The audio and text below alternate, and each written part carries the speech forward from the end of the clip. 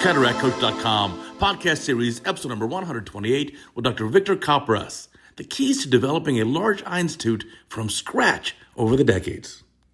Welcome back to our Cataract Coach podcast. And today, I have a very special guest, my dear friend, Dr. Victor Caparas from the Philippines, from Manila. Victor, thank you for coming to our podcast. Thanks, Uday. I'm really happy to be here. I don't usually come on podcasts. In fact, this is my first time, and I'm really thrilled. We're just gonna have a fun discussion. So, I actually recently came to visit you. Thank you for a very kind invitation. So, you put on a beautiful seminar for the Eye and Vision Institute in the Medical City there in Manila, and I really had a fantastic time visiting you and all of your residents in Manila. Now, tell me about your program. Tell me about the Eye and Vision Institute, and tell me about the Medical City and how you started all this. Okay. I've been with the Medical City for about 35 years. Wow. And when I got in, they didn't have a department of ophthalmology yet. So that started about 5 years after I got there. And believe it or not, we started from just a single room with a few instruments, a nurse to man the clinic, and one resident. And now we've graduated, I think, about 60 residents, and we graduate 3 a year. And it has grown from sharing an OR with surgery. We now have 5 ORs, 3 main ORs, 1 LASIK OR, and 1 minor OR, and fully equipped. We even have a dry eye clinic. We have a teleophthalmology program going. We have 5 fellowship programs going. So it's grown. It's grown. I took the chair in 2007. Believe it or not, this is my 18th year, and it's been an adventure. A little difficult, but we live for the challenges, right? No, for sure. So, back when you did your training, you trained in the Philippines, but then you also did a fellowship at Harvard and also did a master in public health at Harvard. Yes. Did you ever think you were going to grow into such a huge program? No, I wasn't even part of the hospital when I left. I had just come out of residency. I took my first fellowship at the Philippine General Hospital in Cornea, and then that was 2 years, and then left again for another 18 months. I did a research fellow. I was a research fellow at the Scapin's Eye Research Institute, and while I was there, as if I was not busy enough, I said, "Hey, why not?" They were offering a 1-year master in public health, and I'll give you a little background on that. Why public health? Because I don't know. I think I have a lot of my father in me. My father was an ophthalmologist. Okay. In fact, he was a pioneer. He was the first Filipino to have trained solely in ophthalmology. Remember, there used to be eye, ear, nose, and throat. EENT. That's right. So he was the first just plain ophthalmology. And he was the first Filipino fellow of the American College of Surgery for ophthalmology. Now, he had a good practice, but his love was he conducted over his career more than 3,000 missions to remote areas in the islands, and he operated on more than 20,000, all for free, and this was like intercapsular.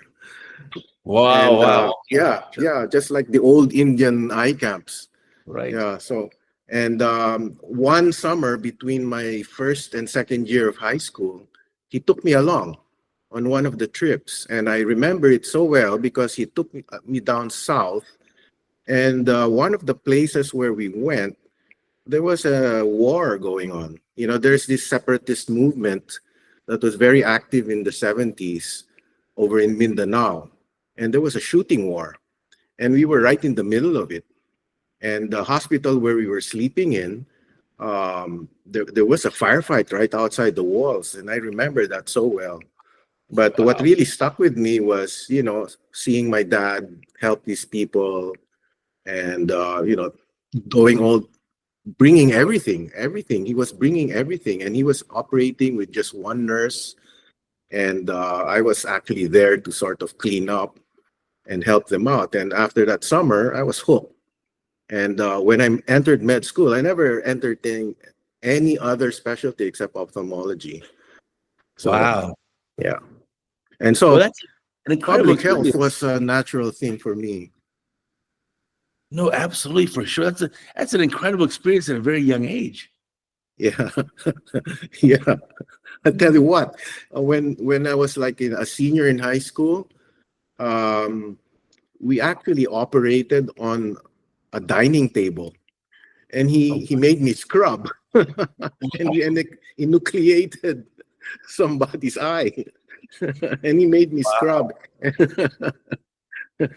and I did get freaked out. I actually liked it, so it was a natural for me. wow, that's just amazing. The neat part too is now you're giving back in the same way. You're teaching the whole next generation of ophthalmologists. Well, I like to think that in our small way, we're just one program out of many, and Philippine ophthalmology has grown leaps and bounds in my whole lifetime, in my whole career. And Right. there are very good programs, and you saw it. You saw how the quality of the residents and the quality of the doctors. Um, what's the paradox is we have such good talent, and we also have some equipment, but it doesn't reach many people. And the distribution of ophthalmologists around the country, the paradox there is we actually reach WHO levels of ophthalmologists per population. We even exceed the UK in terms of number of ophthalmologists per million population. Wow. The problem is they're all in Manila. Like more than Oh, 50% are in Manila, and only 15% of cities and towns in the Philippines have an ophthalmologist. Now, down south in Mindanao, there's only one or two ophthalmologists per million people, and oh, that's a wow. big problem. That's a real big problem. Right. And because our health department, our government has other priorities, of course. I mean, eye blindness, although it has its own program, doesn't even have its own budget. So it's difficult. It's difficult. So it's really the private sector has to really pitch in, and in our little way, at the hospital, we're doing that. I'm lucky enough to be part of an enterprise where there are several hospitals around the islands, and Right. we're hoping that we can send our graduates to these places. We have done so to a small degree already, but the hope is that we can fill these hospitals with specialists which are needed. Like Right. most people are GPs. We only have maybe 300, 400 specialists in the country. And the great number would be in Manila or Cebu, or the big cities there. Mm. Yeah. So it's a big problem, but it was worse before, so we're making some progress.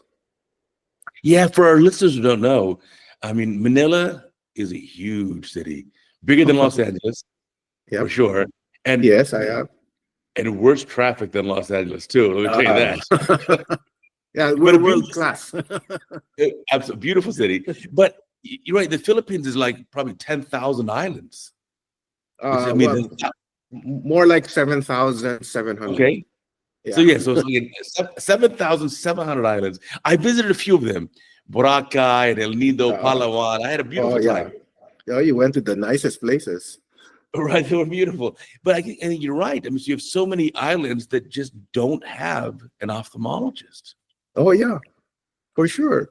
Many of those islands aren't populated, because some of them are really too small. But Mindanao is a very, very big island. I think it's even bigger. It's almost the size of Luzon. And we only have about 1 or 2 ophthalmologists per million there, That's really especially in the areas where there's some conflict.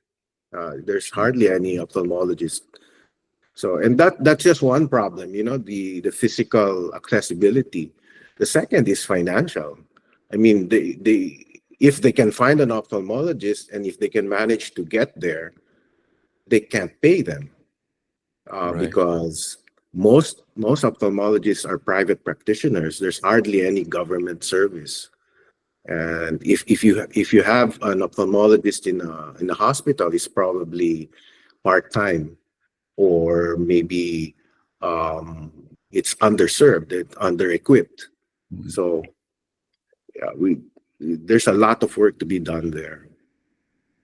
Right. And especially, I noticed one thing among your residents, which is they're obviously very well trained, but they do a huge number of brunescent cataract, white cataract. It seems like the normal for them is a brunescent or white cataract. I don't think there's like almost no patients with 2+ nuclear sclerosis. Yeah. Yeah. We still call them California cataracts, by the way, when they're less than 4+. Anyway, yeah, that's true. It's because people put off having surgery because they can't pay. But recently, the government increased the benefits through the national health insurance. So we're seeing more and more come earlier for cataract and other problems. Right. I mean, your residents were really fantastic, but I think almost 100% of cases they showed were brunescent, dense like rocks, white cataracts. I was like, wow, you guys got a lot of dense cataracts. Oh yeah, yeah. Oh, you should come over. We give you some. Yeah. I mean, the skill level is immense. So how do you start? Here's the big question: how do you start training a resident with such difficult cases? There are no easy cases to start with. Oh well, okay. We start them off in their second year doing ECCE, okay, and that's where they get the real rocks. Because anything less dense than that, we do phaco on. So we break them in, and once they get into their third year, we start with the basics. We go step by step. So you master the incision, you master the rexis, and then you master the, learn the phaco-dynamics, and until you can complete one case. And in our institution, it's the law. I mean, I made it a rule that no resident can operate without a consultant beside you. I mean, at the start, the consultant scrubs in. When they're a little more comfortable, they're just around there to advise. But none of them operate without a consultant there. And it's like a reaction I had, because when I trained, we were just left to our own devices. Right. Yeah. You just go ahead, and I was lucky that I had very good seniors who taught me properly, and we were able to manage without much problems. But I found that it was a little bit, hairy and a little bit unethical to just throw people like that in and make me learn from their mistakes. And then it didn't feel right that we should be learning from what happens to other people. So yeah. So that's how we teach them. And because of the number of cases that they're able to do, they pick up very quickly. Yeah, the skill level was, fantastic. I was amazed. I was one of the judges for the video contest for both residents and consultants, and those cases were unbelievably good. Oh, thank you. Yeah, thank you. Well, they also chose the best ones to show you, right? Of course. But you obviously set a very high bar then. So for your residents and your fellows, you have a very high expectations. Oh yeah, we do. In fact, I think we're the only institution that started a advanced cataract fellowship. It's a combined refractive and advanced cataract fellowship, and you actually she actually showed a case. She won, I think, the second prize in the video contest, and that's the level of expertise we want to achieve. You know, I mean, they watch Cataract Coach all the time, and Yeah, they yeah, learn a lot from that. Yeah, yeah. but We all learn together for sure. yeah, yeah. So I wanted them to be exposed to multifocal lenses, toric lens, all the premium lenses, the diagnostics, and so I think we can be better than just doing plain phaco and doing mass surgeries. We can start doing refractive lens exchanges and other stuff. And we do a lot of clinical trials as well already, especially on the new IOLs. Well, that's fantastic. Yeah, it's fantastic. I mean, the enthusiasm level for your residents is very, very high. So it Oh yeah, must be a very competitive residency and very competitive fellowship. You must get a tremendous number of applicants for those few yeah, spots. yeah. The whole Philippines, there's only about 120, 130 slots. Wow. Yeah, for residency, for first year residency, and for fellowships, I think there's only like 450 or 60 slots for fellowships, the Mm. whole country. So it's really a lot of graduates actually have to leave to they go to Singapore, they go to the US, some go to Europe to get their fellowships. So it's tough, and I feel sad for them because these are talented people. They're also very young and ambitious, and we can't accommodate them. I usually start out in the application period giving a short speech to the applicants and say, I'm very sorry that we can't take all of you. I know you're all very good and you're all very promising, but there are only 3 slots here, and we just have to do our best and get the one with the best fit. Right. Right. That's an important thing. You want to get someone who's a good fit for your program. They may be For, excellent in other regards, but if they're not the right fit for your program, they may not excel as much. yes, that's very true. I mean, we've had experiences with people quitting on us midstream, Oh my and goodness. Yeah. yeah, and we never, especially right after the pandemic.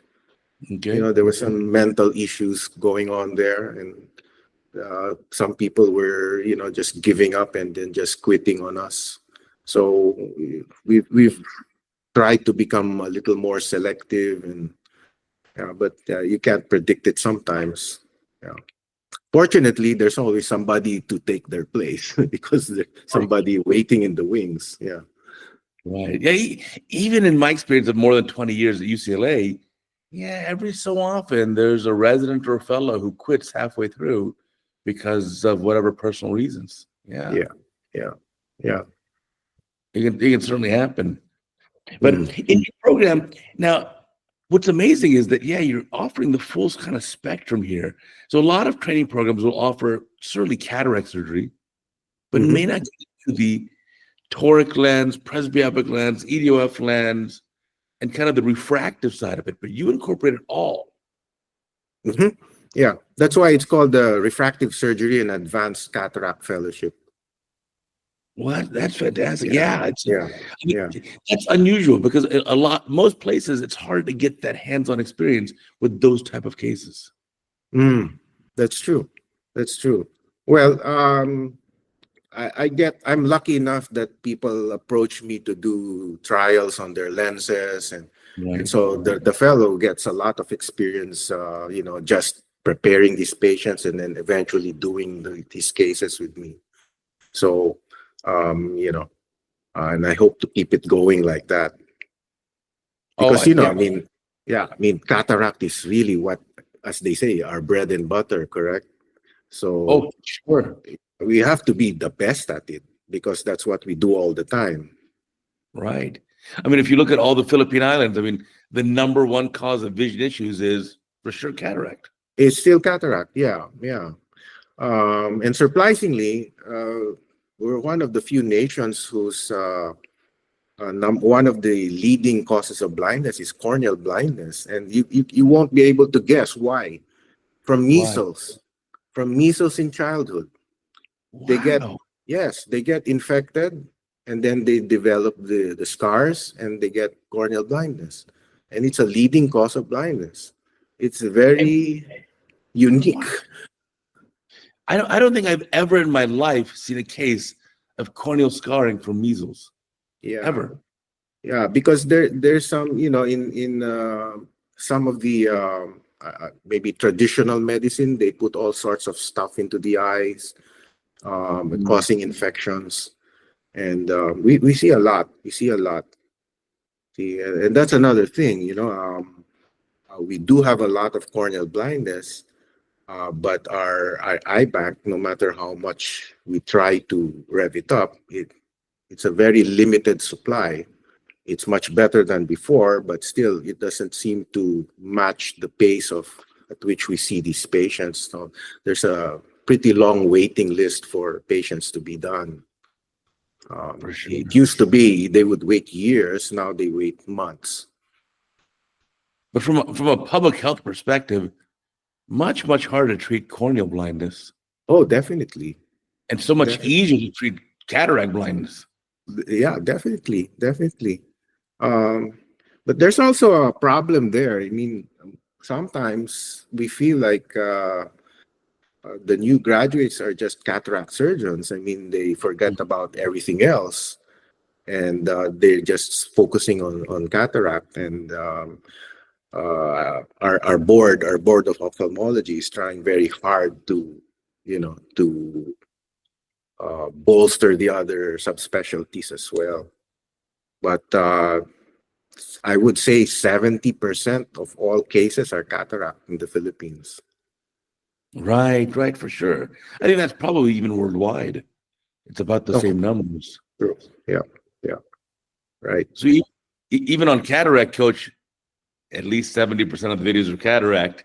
I'll have some glaucoma videos, some glaucoma videos, a few cornea videos, some refractive videos, but I mean Yeah, it's vast yeah, majority is cataract. yeah. Well, it's also very exciting. I mean, it's a very interesting type of surgery.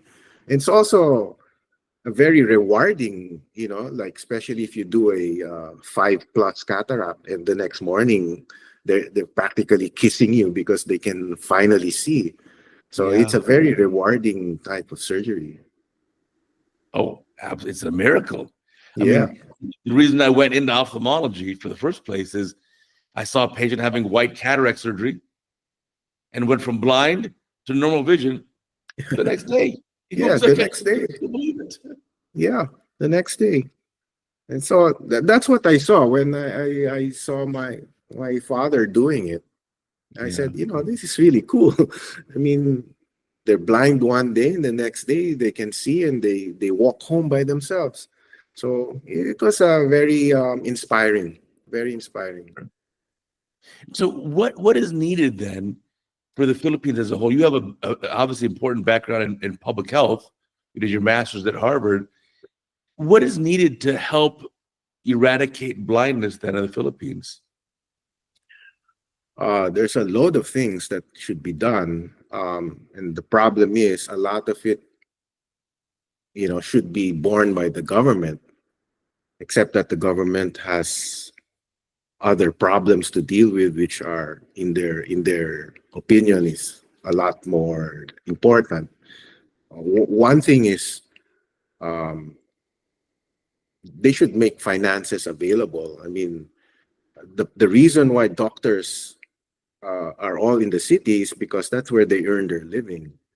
Mm, If you can't make them go out to a remote area, and they'll not be able to make enough to feed themselves and raise their children and educate them. So there must be a way wherein they can be compensated properly so that they can be enticed to stay there and actually live there. And if Right. not, there should be some sort of program where the doctors can be sort of rotated over there, assigned there Mhm. for a while, and then just so that it can be served. And then, after a month, another group comes in and does. Also, they need to provide all the equipment. See, so I think a very good model is the one that I saw in Aravind. Have you been to Madurai? Yeah, in Aravind, Yeah. tell us about your experience there. Yeah. So the first year I was the first year that I was chair, um, I we had an invitation to visit, and I was really interested because I had heard a lot about it. It was very it was very eye-opening because they operate on some sort of hub and spoke system, wherein Okay. the central hospital has all the operating staff and all the advanced diagnostics. And what they have are remote clinics manned not by doctors, but actually by midwives and nurses Okay. with a slit lamp and a camera and a internet connection. And so they're trained to identify the cataract and some other simple eye disease. They send the pictures back to the hub, and then they say, okay, put them on the bus and bring them over. They have the surgery, and then they shuttle them back. And I think that's a model that the Philippines can try to emulate. Sure. Um, yeah, because it saves on a lot. You don't have to buy a lot of equipment. Hmm. Your trained personnel, you can manage to concentrate them in where they're needed most, and we can train paramedical people just to do the screening. I think it needs a more concerted effort, and hopefully, and it won't work unless the private sector helps out as well, because the government can't do it themselves. Yeah, Right.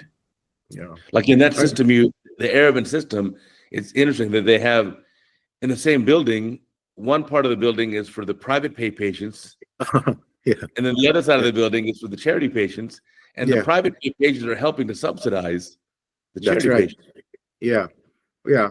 So we in the Philippines we sometimes call that the Robin Hood system. Right.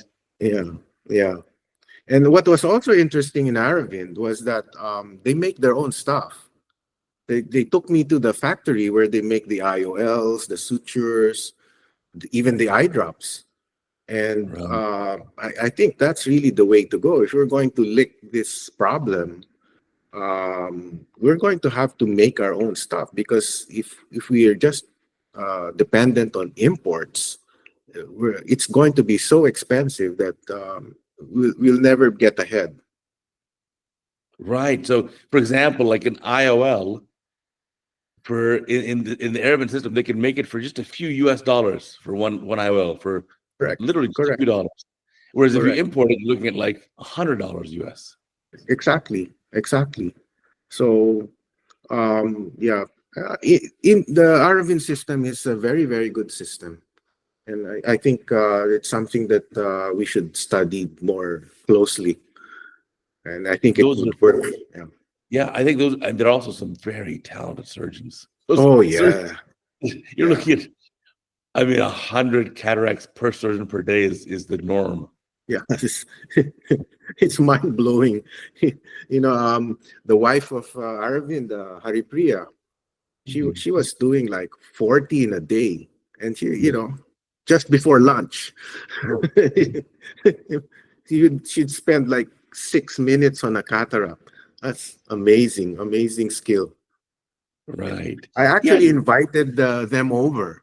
Oh, wow. After I got back from Aravind, I started this uh, like a training program for doctors who had not learned phaco in their residency.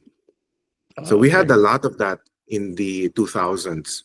And in my Sure. hospital, I would say maybe 60% of the doctors there were not comfortable doing phaco at all, because they didn't really learn it in residency. I didn't learn phaco in my residency.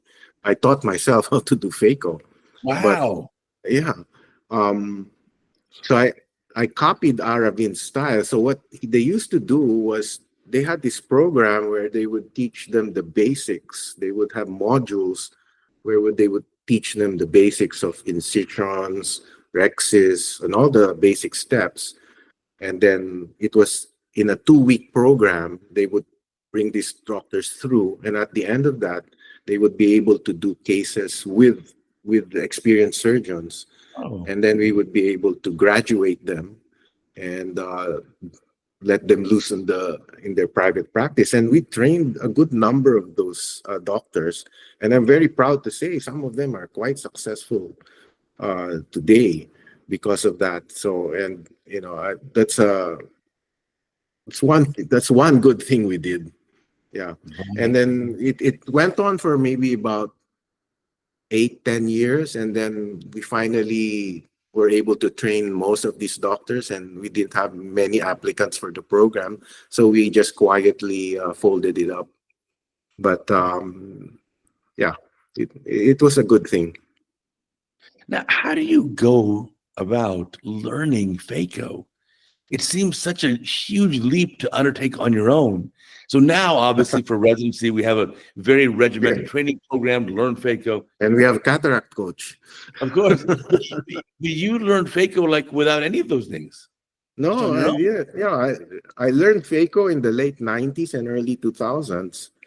I watched a couple of videos. I remember Dog Cook's videos and several other renowned surgeons, and I just bite the bullet and just go ahead and do it.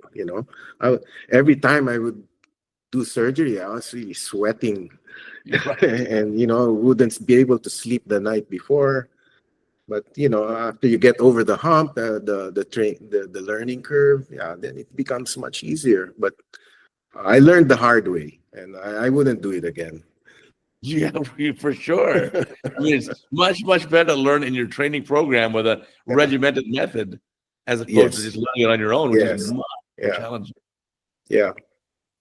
The advantage of the good part of that is that I can tell them, okay, that doesn't work.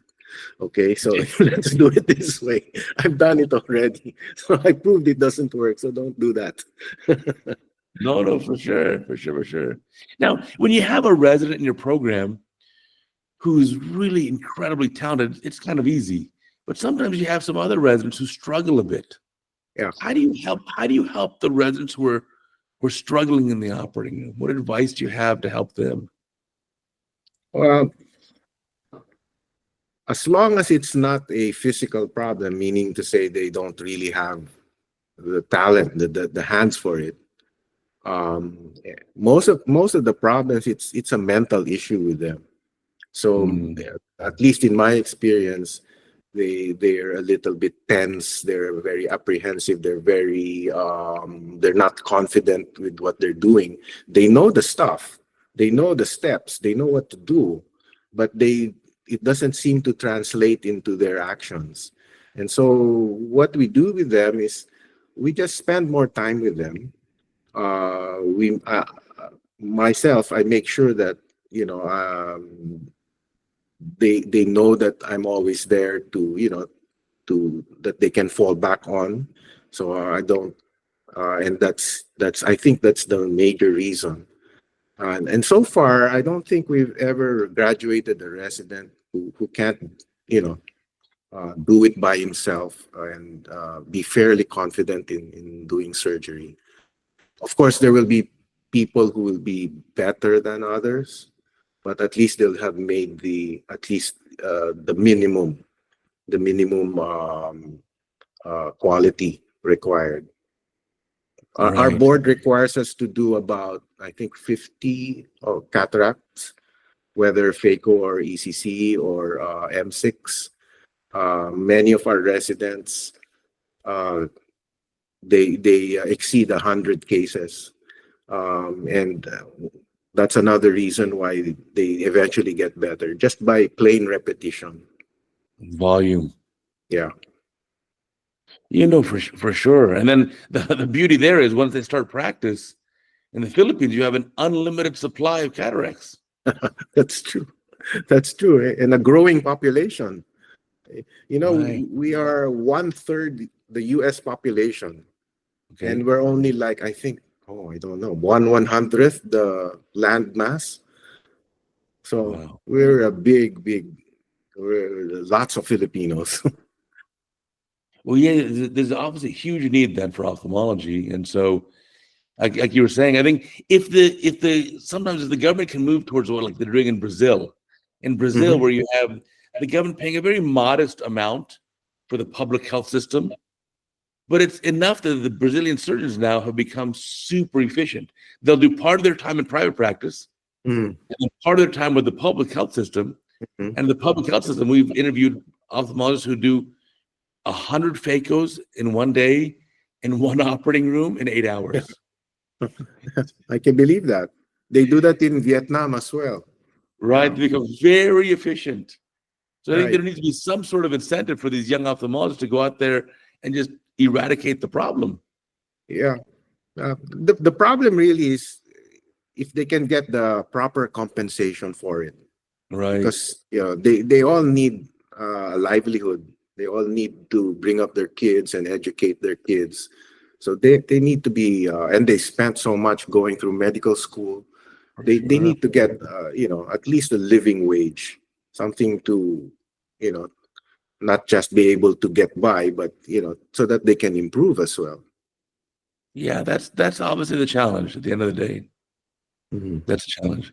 Now, you also started a dry eye clinic, which is I think probably the first in the Philippines. So Yes. especially just for dry eyes. Tell me about that.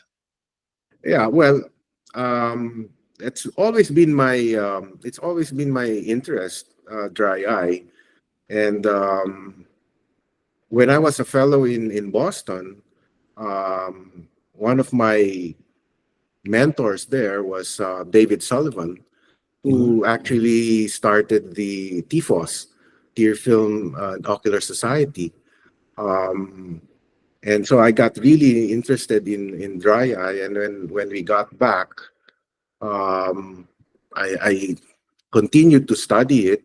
I used to research it a lot. I made, they used to ask me to make lectures all the time. And when I had the chance, we were able to put together some equipment. And I had two fellows that we had trained in cornea, and I got them interested in. So we started this little clinic here where not only would be treating, but we'd actually be researching, gathering all the data about, especially industrial dry eye. We have a lot of back office, like the call centers where there's a lot of Sure. dry eye. Yeah, so we had a lot of patients, and we were able to get some grants from the pharmaceuticals, and then we were able to start it. So it's still a work in progress. It's still the dry eye clinic is a squatter in the LASIK center where we house all of it. But just today, I was actually offered, more equipment and some sort of grant. So hopefully we'll be able to build on that. Yeah, it's interesting because you may think that, okay, well, the Philippines is hot and humid.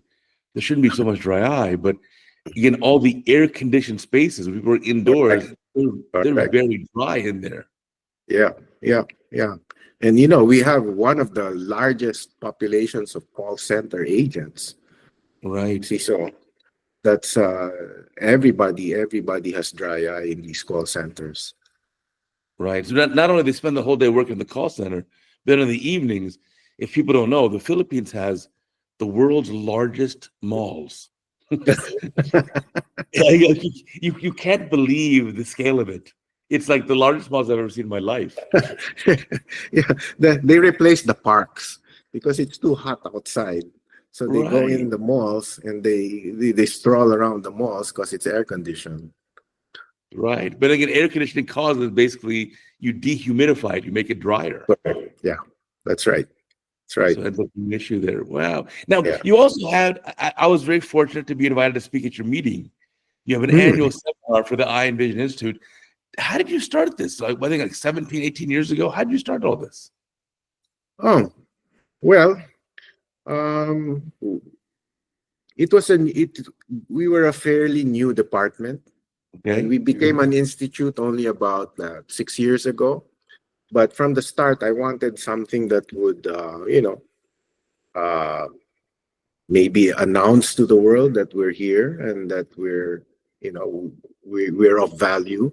So I said maybe let's hold a scientific meeting every year, and then show the world the best of what we can do. So from the start, we always insisted that all the lecturers were from our hospital. We hardly invited any outside lecturers in the early years, and the goal was really to say that, we this hospital is something to listen to, that we have something to share, we have something to say, and we were able to get a lot of support from the administration as well as the from industry, and so it became very popular. These and we usually just concentrated on the interesting stuff, usually cataract. And Right. so everybody, as long as it's cataract, people will come and and watch and It's see. true. That's why you're so popular. Yeah, So I think we all love cataracts. yes, we do. And so even if you're a retina surgeon or a pediatric surgeon or a neuro-ophthalmologist, you still do cataract in the Philippines. Right. So we got known to be a place where you can get nice lectures and hear the newest stuff.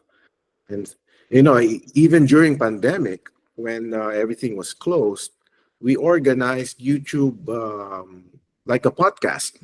Oh, wow. And yeah, and we produced 19 shows during the pandemic years. Different topics, but a lot of it cataract as well. Yeah. Yeah. If you send me the link, I'm happy to put the link down below in our description so our listeners and viewers can go and watch those videos too, for sure. Sure, sure, sure. They're all on YouTube. Yeah, for sure. Well, the world loves YouTube, I'm telling you. Yes. That we know Right. for sure. But Yeah. yeah, when I saw that, well, obviously I really enjoyed the meeting as well. And when I was there, you had three international speakers. You had me, Ben Lahoud from Australia, and Ron Yo from Singapore, all great Mhm. lectures. But what I liked the most was your young faculty and your young residents and fellows who presented cases, which were spectacular cases, very difficult, very challenging, and just beautifully executed. Oh, yeah. Well, we wanted to show the best, and that's what we aim for.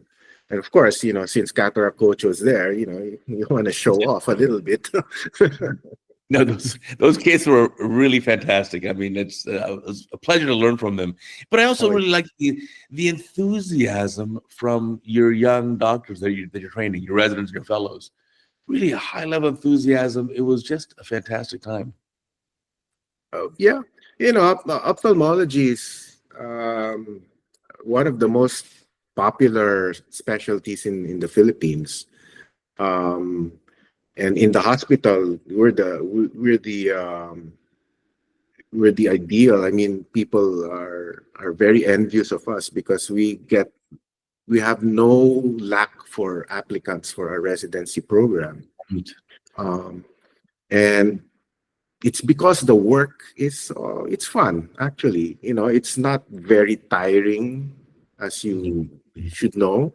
It can be stressful as well, but it's not like you were in surgery or waiting for, like, an obstetrician waiting for delivery. It's nothing like that, right? I mean, it's almost like a 9 to 5 job, and after that you can party or you can have fun after that. So the lifestyle of an ophthalmologist, at least the reputation of ophthalmologists in the Philippines, is you're cool. Here it's a cool specialty, and so the personality of the people who apply and become residents are, of the same vein. And you see people like that, very animated, very lively. Um, Mhm. they work hard, but they party hard. For So sure. yeah, yeah, I stayed late at the party. I even yeah. got to I even participated in the karaoke, but I was so terrible at singing. I hope no one videoed it. Please, if you have the video of me doing karaoke, please delete Yeah, it. Do not post it we're online. gonna, but they remember you. But I had a fantastic time, and I think Yeah, that meeting we has did too. grown. Meeting has grown more and more every year. It was huge. The room was absolutely full. Yeah, we had more than 300.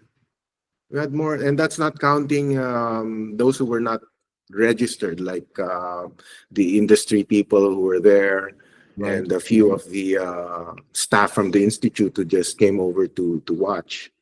So we had more than 300 people there. Yeah, a lot of ophthalmology. It was actually great discussion too. I liked the Yeah, format, and I also loved how you had the young doctors hosting it and kind of emceeing it, and that's they right. were absolutely on time, Oh which is yeah, really yeah. which is hard to do. Well, I was amazed myself because I didn't think it would. They would have it in them, but they did it. They pulled it off. You know, every time I see young ophthalmologists, I always think I'm so lucky that I did my training many decades ago. Because if I had to compete now, there's no way I can compete with these guys. They're so amazing. That's right. That's right. Especially in the grades. And everything. It's unbelievable now. But if I Yeah, had to apply for ophthalmology now, I yeah, probably would end up doing primary care. I couldn't match even in ophthalmology. yeah, yeah. Me as well. Because in med school, I didn't really care about the other stuff. I just made sure I got an A in ophthalmology. That's it. Yeah, so it's a really neat time. It's amazing how far obviously ophthalmology's come. Amazing how far your program has come from just one little room to now a whole institute, and now so many residents and fellows. I mean, you're making a permanent impact. It's just sometimes we don't, when we're young, we don't realize just how much we can actually achieve. Well, we're still doing it. So I'm not about to retire yet. So yeah, No, I'm no, of not course. looking back yet. No, well, you're still growing it. No, but kind of important to know where you came from, and then obviously to know where you're going. If I was going to guess, I think you're going to keep growing it even bigger. Oh yeah, that's the aim. That's the aim. As I said, we want to populate the branch hospitals with all our graduates. Right. Hub and you can do a hub and spoke model. Same thing. Yeah, exactly. That's what I had in mind. We'll get Aravind to inaugurate the whole thing again. Yeah, I think that model really can work across the globe. But again, yeah, Yes. there are big challenges, like you said. You've got to Yeah. do your own manufacturing, or Oh, there. it's a lot of challenges. But Yeah. But you just have to start somewhere. Yeah. And fortunately, there are many people who are interested in helping and providing expertise and financial backing. I think we just needs a more concerted effort. I mean, we have a national program for the prevention of blindness. There is mm, it's policy in the government. The problem is there's no budget for it, and it's sort of embedded in what we call our universal health care. right. So there's no actual implementation going on, but it's there. There's a policy for the prevention of blindness. So we just have to act on it. You should have a tourist tax for all the millions of tourists who visit the Philippines. They can Yeah, check here to donate, a modest amount to help yeah, eradicate blindness. yeah. Well, I think remember in Spain They have a society for the blindness there, which is financed by the public lottery. Oh, interesting. Yeah, and we have something like that in the Philippines, and maybe we should tap them as well. Yeah. Right. Or I was thinking tourist stuff because when I visit, obviously as a tourist, first it's unbelievable beauty. The islands there, I don't think I've seen a prettier island. I mean, the white sand, like Boracay, the white sand, the sand is like powder, and Oh yeah, the water is like turquoise blue. It's unbelievable beauty. yeah. It's probably the best beach for the sand. And but there are places in Palawan that are just as pretty. Yeah, come Yeah, back. for sure. We'll visit all of them. I had a fantastic time. I'm telling you, because after your meeting, like I said, I spent a few days visiting Boracay and then El Nido and Palawan. It Yeah, was just spectacular. yeah, It really was. yeah. There are many other places. Yeah, I get 7,700 more islands to visit. Yeah. I won't run out of places to go. Yeah, you won't run out. What I should do is next time I should come and go travel with another Filipino surgeon, and we could go spend the morning doing surgery and then the Yeah. afternoons and evenings enjoying. Yeah, yeah. You have the right idea. Yeah, you do a mission. Wouldn't that be fun? Yeah, I spent that would. You come back, we'll organize it. Yeah, so in the morning doing really tough cases, Yeah. and then then the afternoon enjoying the beaches, and then the evening having a nice dinner. Yep, yep. And karaoke. Oh, there is one problem. I have one problem with the Philippines, though. After my trip, I think I gained 2 or 3 kilos. Oh. The Filipino food was so good. I Yeah. can eat that lechon barbecue Uh, every day. lechon. I can eat that every day. It's just Yeah. so delicious. Yeah. It was unbelievable. You like the lechon? Do you know that lechon? It's actually like it used to be like a ritual food for Filipinos. I I didn't mean, know. now they think of it like as a celebratory, like a party food, right? Right. But before, it was like a ritual food because it would differentiate the Christians from Jews and Muslims who don't eat pork. So if you ate pork, you're Christian, and we were colonized by Spain, and we were a Christian nation because of that, and that's why they sort of encourage the eating of pork. See, so that's the little story I have about lechon there. I did not realize, but yeah, Yeah. the food was just the food was Yeah, delicious. yeah. It's really good. Yeah, the other one I love too is the chicken adobo. Oh Whatever yeah, the were in there, the spices were just like probably the tastiest chicken I've ever had. yeah. You like the vinegar taste, huh? You get the sourness in it. Yeah, it was just. Yeah. It was, Yeah. Anyway, I had an amazing time. Looking forward to coming back, Victor. I want to Oh. thank you for taking the time. We've been talking for almost an hour now. I can't believe it. Yeah, time flies. Yeah, when we're having fun. Yes, we are.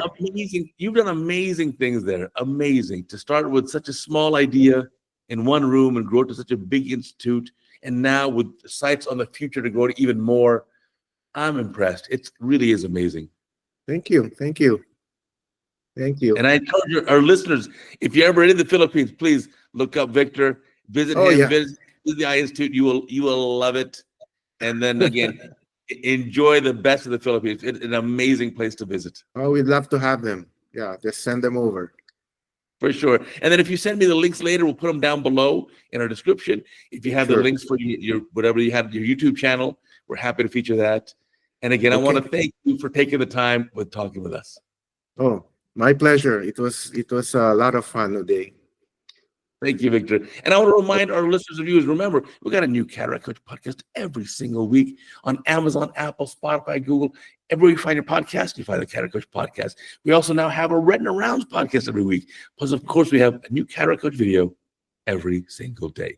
2,700 videos and counting. So until next time, I'll catch you later.